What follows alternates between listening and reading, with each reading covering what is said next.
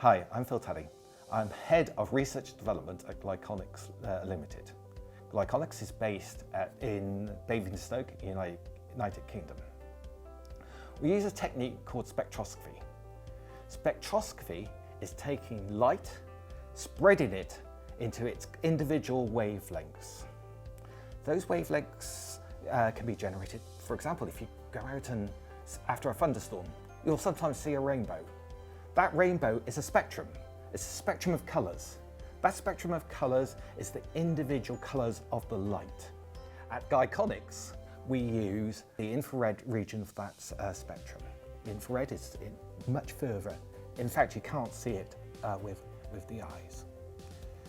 Now what we're trying to solve, the problem we're trying to solve with this spectrum is looking at glycated keratin.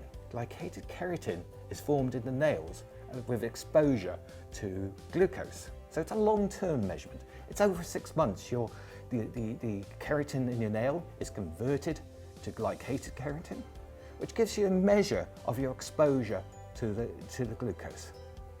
What we've done in clinical trials is relate that to the hemoglobin A1C levels. So we have a measure of the hemoglobin A1C levels over time, over those six months. So what we're able to determine is if you're at risk from diabetes or not. In the world, there is something like 500 million people who suffer from diabetes. It's believed that there is between 500 million and 1 billion other people who are pre-diabetic or undiagnosed diabetes. This has an impact on the health services around the world.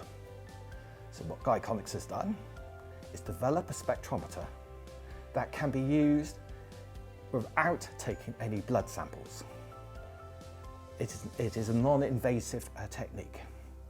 We take a very simple spectrometer, we place it on the nail, we take the measurement, those results go up into the cloud, and then we get a result within about 15 seconds of those measurements. Those measurements are dichotomized, saying you're either at risk or you're not at risk of type 2 diabetes.